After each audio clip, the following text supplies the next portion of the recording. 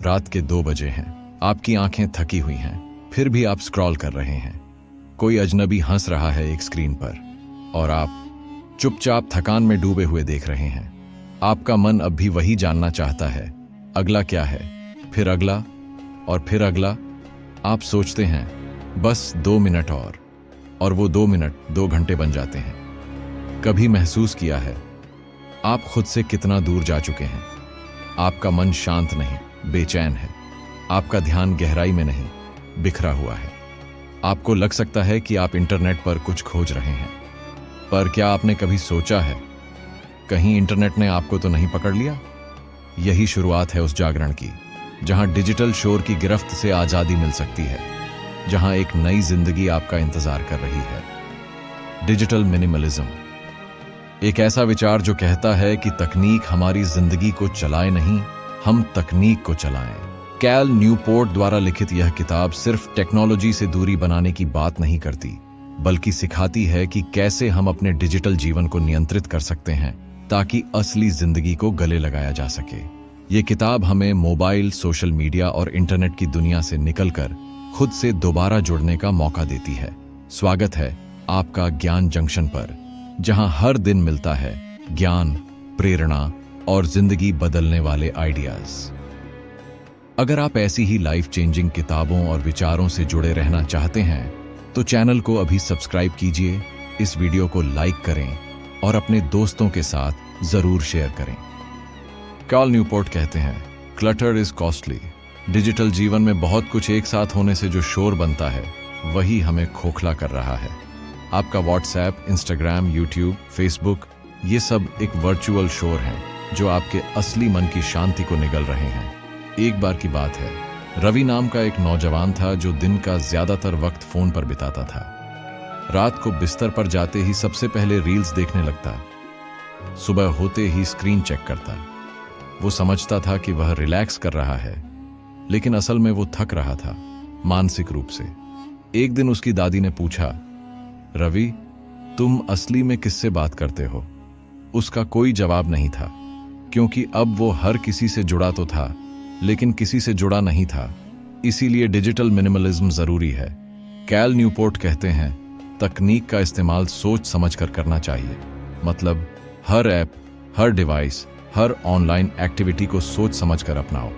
आपको ये तय करना है कि आपको टेक्नोलॉजी चाहिए क्यों? आराम के लिए, काम के लिए, या बस टाइम पास? सोचिए, क्या आपने कभी बिना वजह फेसबुक खोला है या बस इंस्टाग्राम खोलकर स्क्रॉल करते रहे हैं? यही बिना वजह की स्क्रॉलिंग आपकी ऊर्जा चुरा रही है। कैल न्यूपोर्ट बताते हैं, हमें डिजिटल डिक्लटर करना चाहिए, यानी 30 दिन का डिजिटल ब्रेक। इसमें आप सभी गैर जरूरी ऐप्स को हटा देते हैं, सिर्फ वो ही ऐप्स रखते हैं जो सच में जरूरी हैं, जैसे बैंकिंग ऐप्स, मैसेजिंग, काम के लिए आदि। फिर इन 30 दिनों में आप खुद से जुड़ते हैं, पुरानी हॉबीज दोबारा अपनाते हैं, किताबें पढ़ते हैं, लोगों से आमने सामने बात करते हैं, और जब 30 दिन पूरे होते हैं आप तय करते हैं कि कौन सी टेक्नोलॉजी आपको सच में चाहिए। अब एक कहानी। अनुज नाम का एक ऑफिस वर्कर था। वो हर ब्रेक में मोबाइल पर यूट्यूब वीडियो देखता, खाना खाते समय भी स्क्रॉल करता। पर एक दिन उसने सोचा, मैं कब तक ऐसे ही जीता रहूंगा। उसने 30 दिनों का डिजिटल डिटॉक्स शुरू किया। शुरुआत में बहुत मुश्किल हुई, पर धीरे धीरे उसने नोटिस किया कि उसकी नींद बेहतर हो रही है, वो परिवार के साथ वक्त बिता पा रहा है, और सबसे जरूरी, उसका माइंड क्लियर हो गया है। कैल न्यूपोर्ट कहते हैं, solitude is where innovation happens. और अकेलापन तभी मुमकिन है जब आप वर्चुअल शोर से बाहर निकलें। एक बार खुद से पूछिए, क्या आपको शांति चाहिए या स्क्रॉलिंग? जब भी आपके पास खाली वक्त होता है आप क्या करते हैं? क्या वो वक्त भी स्क्रॉलिंग में चला जाता है?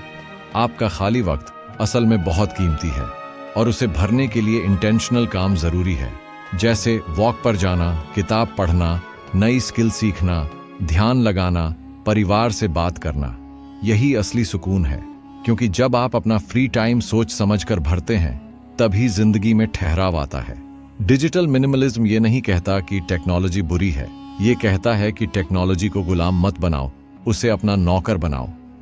एक और कहानी सुनिए। रीना एक कॉलेज स्टूडेंट थी। वो हमेशा सोशल मीडिया पर फोमो यानी फियर ऑफ मिसिंग आउट से परेशान रहती। दोस्त क्या कर रहे हैं, किसने क्या पोस्ट किया, ये देखने की आदत बन गई थी। पर जब उसने डिजिटल मिनिमलिज्म पढ़ा तो उसने सब नोटिफिकेशन बंद कर दिए। सोशल मीडिया सिर्फ हफ्ते में 2 बार यूज करने लगी, वो भी सिर्फ 30 मिनट के लिए। अब वो फोमो नहीं, जोमो यानी जॉय ऑफ मिसिंग आउट महसूस करती है। जितना कम डिजिटल शोर होगा उतना ज्यादा आप अपने जीवन की आवाज सुन पाएंगे। अब कल्पना कीजिए, अगर आपने 30 दिन का डिजिटल डिटॉक्स शुरू किया तो क्या होगा। शायद शुरू में आप बेचैन होंगे, पर धीरे धीरे आपको वो चीजें वापस मिलेंगी जो आपने खो दी थी। ध्यान, एकाग्रता, रिश्ते, शांति। कैल न्यूपोर्ट कहते हैं, clarity comes from with in, not from a feed. आपको खुद से जुड़ना है, न कि नोटिफिकेशन से। लेकिन यह जुड़ाव एक दिन में नहीं होता। यह एक प्रक्रिया है जिसमें आप धीरे धीरे डिजिटल जाल से बाहर निकलते हैं। हर दिन थोड़ा कम स्क्रॉलिंग, थोड़ा ज्यादा सोच, थोड़ा कम नोटिफिकेशन, थोड़ा ज्यादा ध्यान। कैल न्यूपोर्ट कहते हैं कि हमें टेक्नोलॉजी से दूरी बनाकर हाई क्वालिटी लाइफ की तरफ बढ़ना है। ऐसी जिंदगी जिसमें विचार हों, रिश्ते हों और वो खालीपन हो जो सच में भीतर की आवाज सुनने देता है। कल्पना कीजिए एक ऐसी सुबह जहां आप नींद से उठकर सबसे पहले मोबाइल नहीं उठाते। आप खिड़की से बाहर झांकते हैं, चाय बनाते हैं और अपनी डायरी में कुछ लिखते हैं। वो एहसास, बिना डिस्ट्रैक्शन के खुद को महसूस करना, वही असली आजादी है। अब बात आती है डिजिटल आदतें कैसे बदलें। इसको समझने के लिए एक कहानी सुनिए। मोहित नाम का एक स्टार्टअप फाउंडर था। उसका पूरा दिन लैपटॉप और मोबाइल के इर्द गिर्द घूमता था।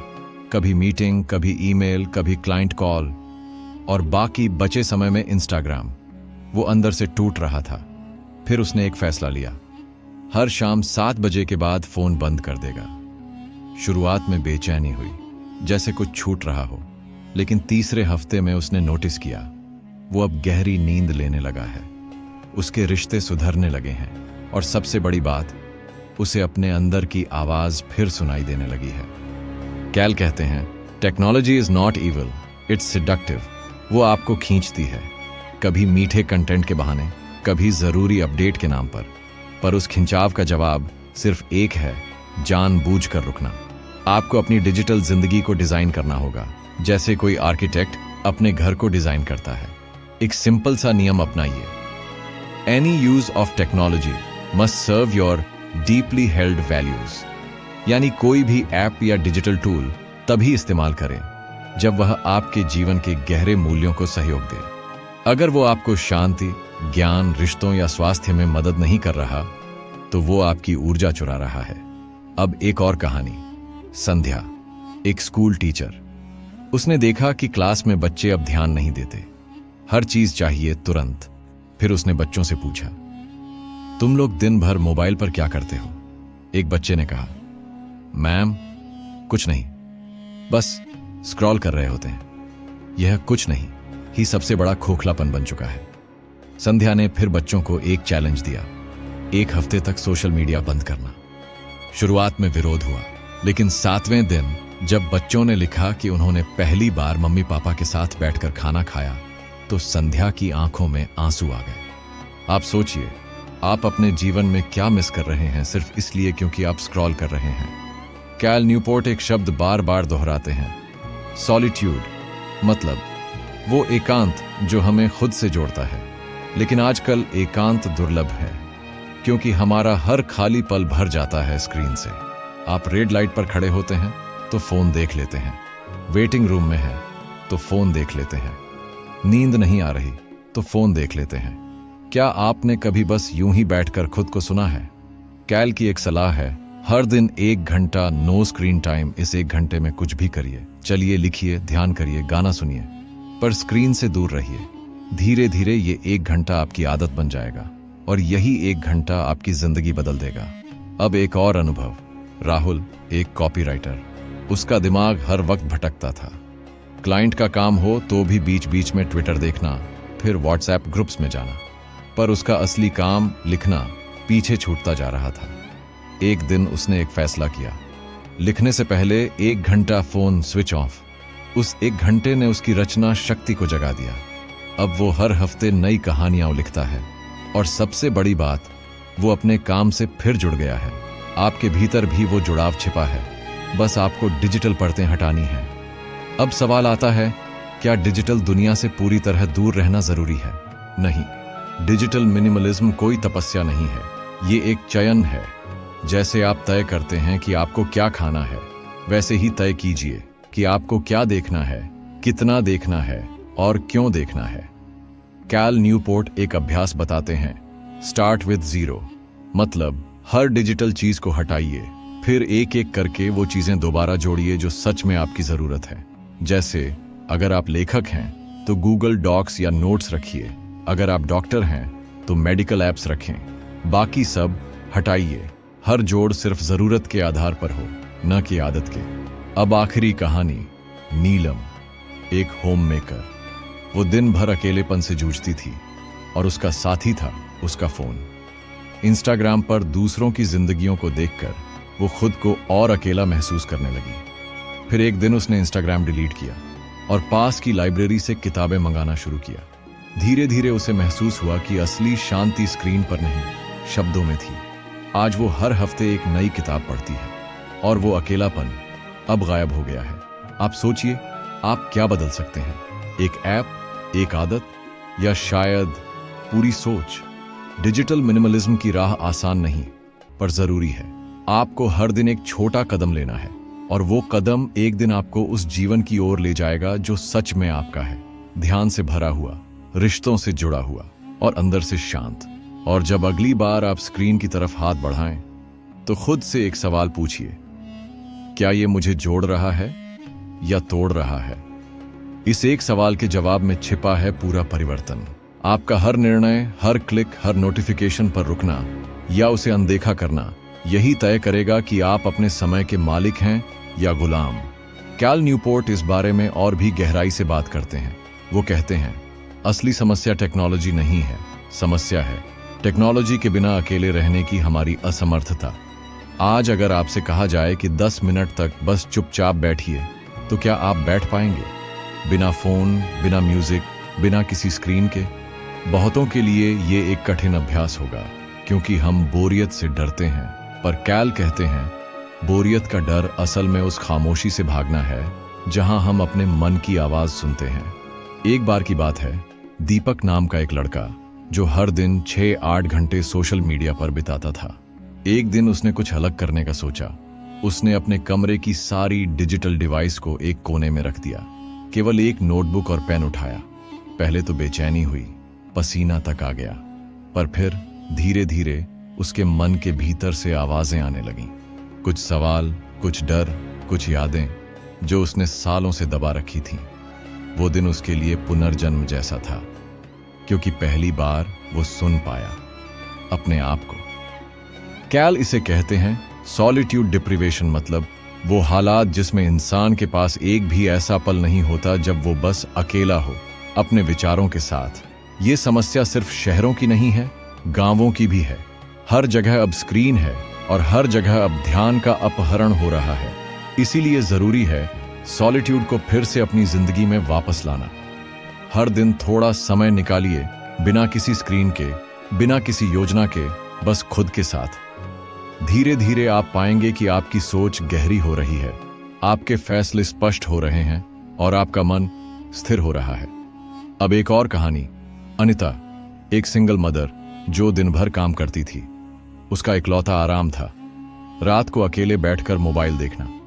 फिर एक दिन उसके बेटे ने पूछा, मम्मी, क्या आप मुझसे बात करने से थक जाती हो? उस सवाल ने अनिता को झकझोर दिया। उसे एहसास हुआ कि वो बेटे के साथ रहते हुए भी सच में उसके साथ नहीं थी।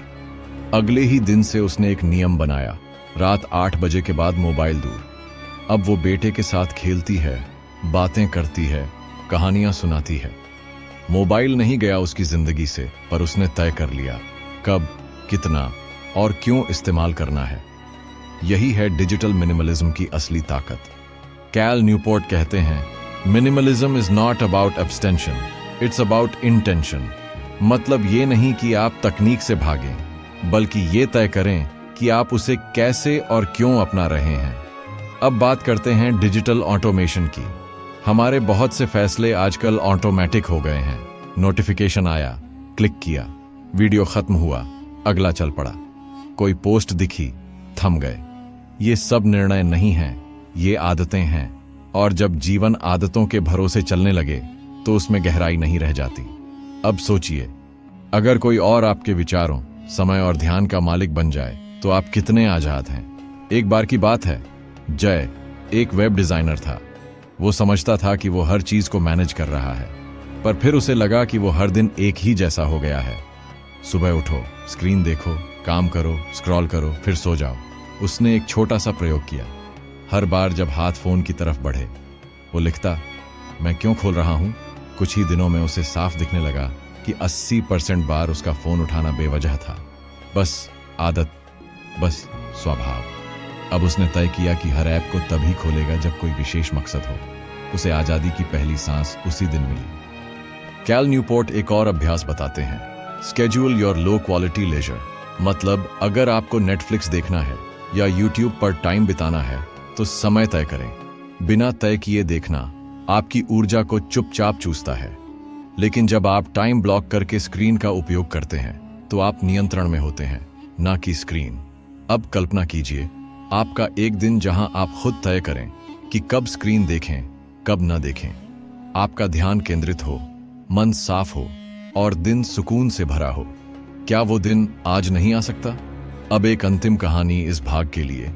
कविता, एक कॉलेज प्रोफेसर। उसने 1 साल तक हर वीकेंड मोबाइल स्विच ऑफ रखा। उसके दोस्तों ने कहा, तू क्या सन्यासी बन गई है?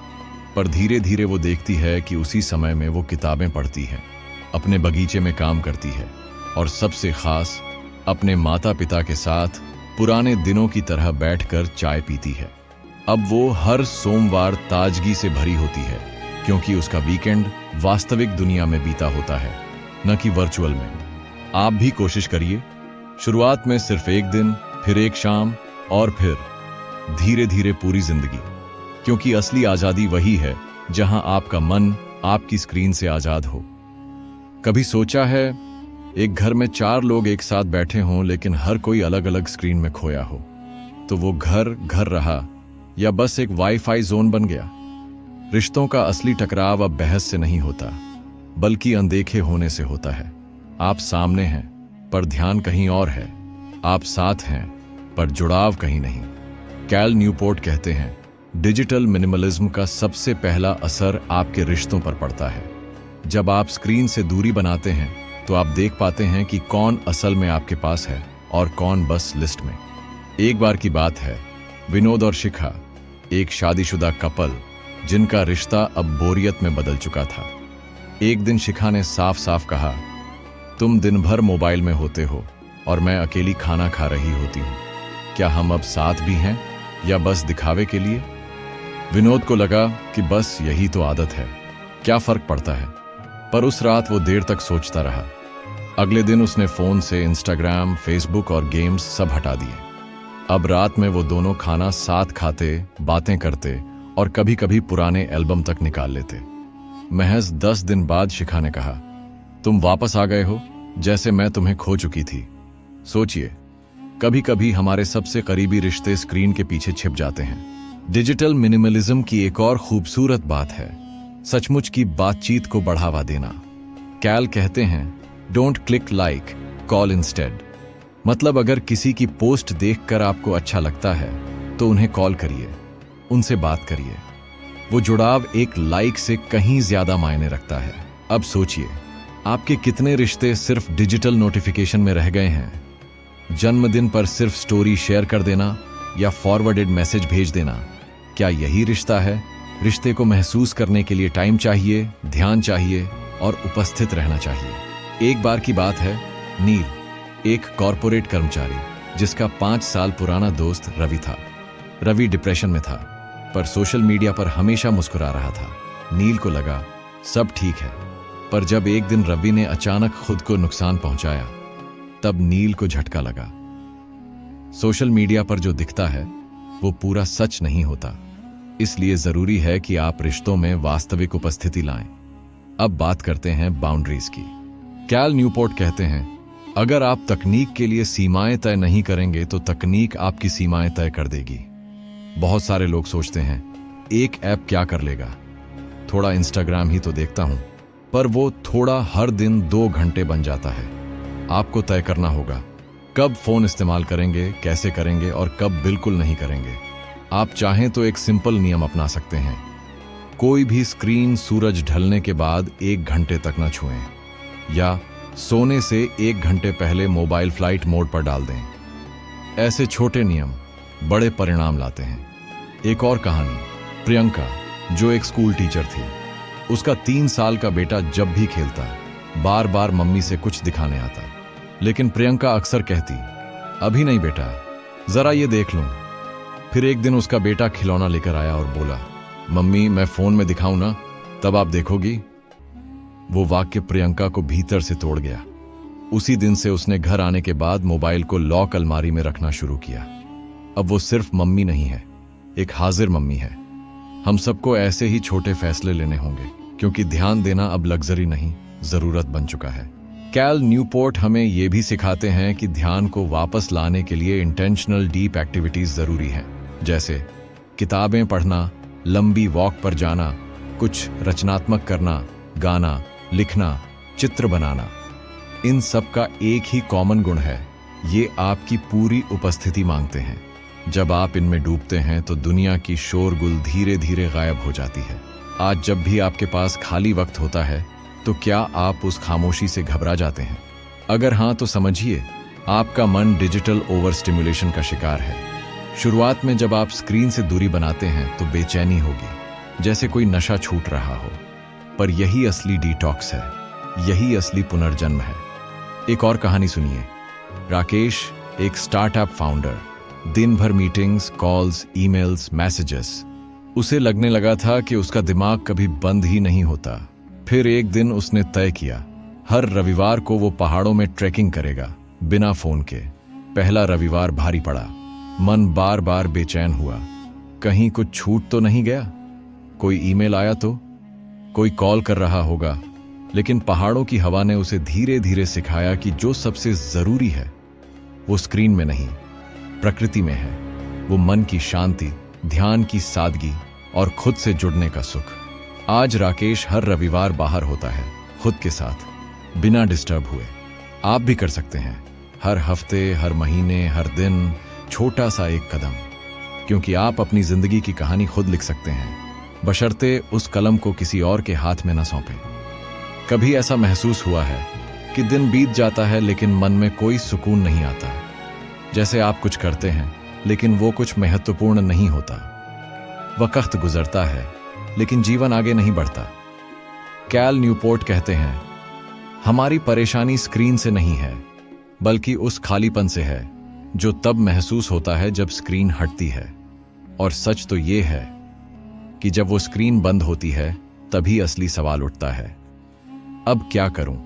और यही वो क्षण है जहां बहुत से लोग फिर से स्क्रॉल करने लगते हैं। पर जो लोग रुकते हैं, जो लोग उस खालीपन को स्वीकारते हैं, वो आगे बढ़ते हैं।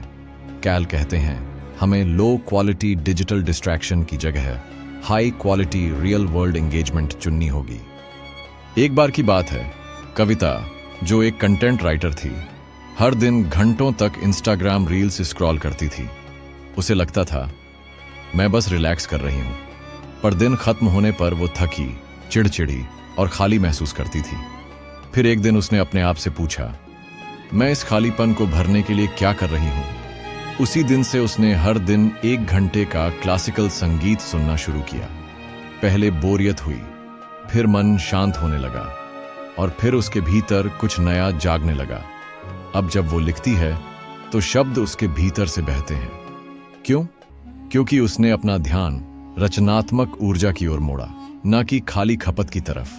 कैल न्यूपोर्ट कहते हैं meaning is not found in distraction but in depth.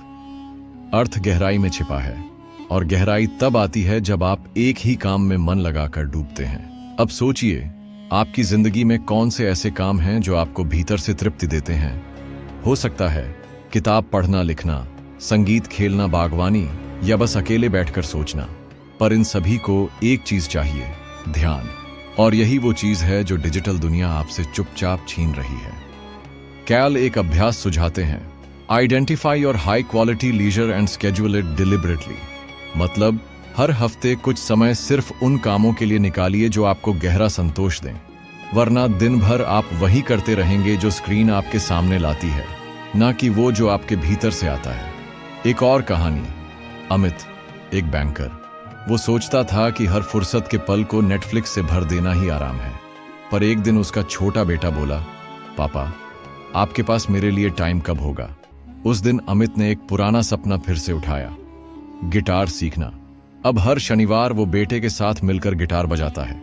ना सिर्फ वो संगीत सीख रहे हैं, बल्कि एक संबंध भी गहरा हो रहा है। आप सोचिए, क्या आपके जीवन में भी कोई ऐसा सपना है जो अटेंशन की कमी से धूल खा रहा है? अब बात करते हैं फोमो, यानी फियर ऑफ मिसिंग आउट की। कैल न्यूपोर्ट बताते हैं कि फोमो असल में एक मार्केटिंग ट्रिक है। आपको डराया जाता है कि अगर आपने ये नहीं देखा तो आप कुछ मिस कर रहे हैं। पर क्या आपने कभी गिनती की है कि आपने क्या क्या देखा है जो आज याद भी नहीं?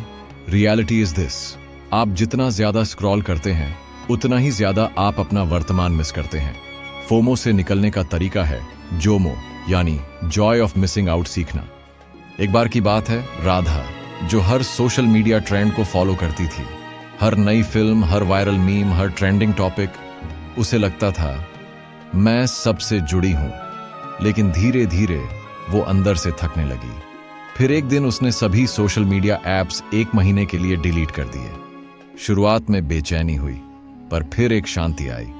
वो किताबें पढ़ने लगी, अपने बचपन के डायरी नोट्स फिर से लिखने लगी। 1 महीना बाद उसने लिखा, पहली बार मुझे खुद से प्यार हुआ है। फोमो छोड़कर जोमो अपनाइए। जो बाकी दुनिया कर रही है वो जरूरी नहीं कि आपके लिए भी जरूरी हो।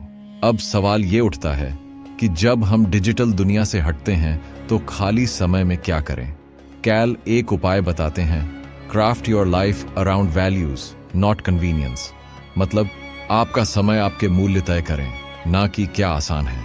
एक इंसान दिन भर स्क्रॉलिंग करता है क्योंकि वो आसान है, पर किताब पढ़ना, सीखना, गहराई से सोचना थोड़ा कठिन है लेकिन फायदेमंद है। एक अंतिम कहानी, रवि, जो एक कॉल सेंटर में काम करता था। हर रात ड्यूटी के बाद वो गेम खेलते खेलते सुबह कर देता। फिर एक दिन उसकी माँ ने पूछा, तू किससे भाग रहा है बेटा?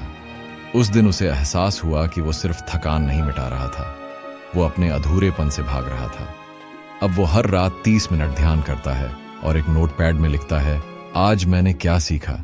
स्क्रीन अब भी है उसकी जिंदगी में, पर अब वो मालिक है, गुलाम नहीं। यही है डिजिटल मिनिमलिज्म की ताकत। आपकी जिंदगी में कोई और रिमोट ना चलाए, आप ही डायरेक्टर हैं, आप ही लेखक। तो एक आखिरी बार सोचिए, आज जो समय आपको मिला है, क्या वो सिर्फ किसी और की पोस्ट देखने में बीत जाएगा, या आप उसे किसी ऐसे काम में लगाएंगे जो वास्तव में मायने रखता है? कई बार सबसे बड़ा शोर वो नहीं होता जो बाहर होता है, बल्कि वो जो अंदर चल रहा होता है। हर नोटिफिकेशन, हर टैप, हर स्क्रॉल हमारे भीतर एक और परत जमा करता जाता है, धुंध की। कैल न्यूपोर्ट ने जो सबसे महत्वपूर्ण बात कही वो ये थी कि डिजिटल मिनिमलिज्म कोई ट्रेंड नहीं है, ये एक विचारधारा है, एक जिम्मेदारी है और एक आजादी की घोषणा है। आजादी उस स्क्रीन से जो हर सुबह सबसे पहले आपका चेहरा देखती है। आजादी उस एल्गोरिदम से जो आपसे छिपे हुए डर के जरिए आपको उलझाए रखता है। आजादी उस झूठी संतुष्टि से जो स्क्रीन के पिक्सल से आती है पर अंदर आपको और भी खाली छोड़ देती है। कैल एक सीधा सवाल पूछते हैं, क्या आप सच में वो जीवन जी रहे हैं जो आपने चुना था, या आप वो जी रहे हैं जो स्क्रीन्स ने आपके लिए डिजाइन किया है? अब सोचिए, क्या आपने कभी पूरे 1 हफ्ते तक केवल उन्हीं डिजिटल चीजों का इस्तेमाल किया है जो वाकई आपके मूल्यों से मेल खाती हैं? अधिकतर लोग कहेंगे नहीं, और इसी नहीं से हां तक का सफर डिजिटल मिनिमलिज्म का रास्ता है। कैल इस बदलाव को एक प्रक्रिया बताते हैं, द डिजिटल डिक्लटर। इस प्रक्रिया में आप 30 दिन के लिए हर अनावश्यक ऐप, वेबसाइट और डिजिटल प्लेटफॉर्म से दूर रहते हैं। फिर धीरे धीरे केवल उन्हीं चीजों को वापस लाते हैं जो आपके लिए सच में जरूरी हैं। ये एक डिटॉक्स नहीं है, ये एक फिल्टरिंग सिस्टम है जहां आप अपनी डिजिटल जिंदगी को रीडिजाइन करते हैं। अब एक कहानी, रेहान, एक ट्रैवल ब्लॉगर जिसने अपनी पहचान इंस्टाग्राम के जरिए बनाई थी। वो दिन भर अपने पोस्ट की परफॉर्मेंस चेक करता, कमेंट्स पढ़ता और अपने फॉलोअर्स की गिनती बढ़ने का इंतजार करता। एक दिन जब वो नेपाल के पहाड़ों में ट्रैकिंग कर रहा था, वहां उसका नेटवर्क चला गया। पहले घबराहट हुई, पर 2 दिन बाद जब वो एक चोटी पर बैठा और नीचे फैले सन्नाटे को देखा, तो उसके भीतर भी सन्नाटा छा गया। शांत, साफ, पारदर्शी। वो एहसास जिसे उसने सालों से महसूस नहीं किया था। वो 2 दिन उसके जीवन के सबसे वास्तविक दिन थे, क्योंकि पहली बार वो उस पल में पूरा मौजूद था। वापस आकर उसने एक नया नियम बनाया, हर महीने 5 दिन बिना इंटरनेट के बिताना। अब वो कम पोस्ट करता है, पर जब करता है तो वो सच होता है। आप भी चाहें तो आज से सिर्फ एक दिन तय कर सकते हैं, जिस दिन आप ऑफलाइन रहेंगे। सिर्फ आप, आपके अपने लोग, आपका मन और वो काम जो आपको अंदर से जिंदा करता है। कैल एक और बात कहते हैं, technology is at its best when it serves something deeply meaningful. यानी तकनीक तब सबसे शानदार है जब वो किसी गहरे उद्देश्य की सेवा करे। तो अब आपसे सीधा सवाल, आपकी स्क्रीन, आपका समय, आपकी ऊर्जा, क्या वो आपके जीवन के उद्देश्य को पूरा कर रही है या सिर्फ एक आदत बन चुकी है? सोचिए, अगर आप रोज 3 घंटे सोशल मीडिया पर बिताते हैं तो साल भर में आप 45 पूरे दिन सिर्फ स्क्रीन को दे देते हैं। किसी रिश्ते को, किसी कौशल को, किसी सोच को। अब आखिरी कहानी, सरला, जो एक हाउसवाइफ थी पर हर 2 मिनट में व्हाट्सएप फॉरवर्ड्स चेक करती थी। उसे लगता था कि वो अपडेटेड रह रही है। फिर उसकी बेटी ने एक दिन कहा, मम्मी, क्या आप मेरी बात भी वैसे ही पढ़ती हैं जैसे उन मैसेजेस को? वो लाइन सीधे दिल में उतर गई। उसी दिन सरला ने तय किया, फोन अब सिर्फ 2 बार चेक होगा, बाकी समय वास्तविक रिश्तों के लिए। आज उसकी बेटी उसे बेस्ट फ्रेंड कहती है।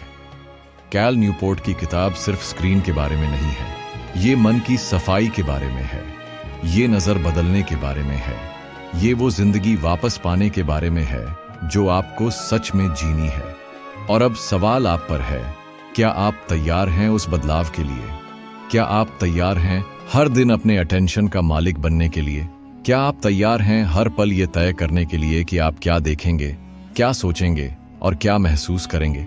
अगर हां, तो आज से शुरुआत कीजिए। एक ऐप हटाइए, 1 घंटा बिना स्क्रीन बिताइए। एक नोटबुक में लिखिए, मैं क्या सच में जी रहा हूं या सिर्फ स्क्रॉल कर रहा हूं। आपका हर दिन आपके हर फैसले की बुनियाद बनेगा और धीरे धीरे आप पाएंगे कि आपने सिर्फ तकनीक नहीं बदली, आपने खुद को बदल डाला है। अब अगर आपको इस ऑडियो बुक ने सोचने पर मजबूर किया, अगर आपने महसूस किया कि वाकई आपका ध्यान, समय और जीवन बहुत कीमती है, तो इसे उन लोगों तक जरूर पहुंचाइए जिन्हें इसकी जरूरत है, क्योंकि बदलाव अकेले से शुरू होता है पर मिलकर ही आगे बढ़ता है। आप सुन रहे थे ज्ञान जंक्शन पर, जहां हर दिन मिलता है ज्ञान, प्रेरणा और जिंदगी बदलने वाले आइडियाज। अगर आपको यह ऑडियो बुक पसंद आई तो कृपया सब्सक्राइब करें, शेयर करें और एक प्यारा सा कमेंट जरूर छोड़ें। आपका एक छोटा सा समर्थन हमें ऐसे और गहरे, सोच बदलने वाले विषयों पर काम करने की ताकत देता है। आपका कीमती समय देने के लिए दिल से धन्यवाद। मिलते हैं अगली वीडियो में एक और नई सोच, नई दिशा और एक नई शुरुआत के साथ। ध्यान रखें, स्क्रीन से थोड़ी दूरी, जिंदगी से थोड़ी और नजदीकी।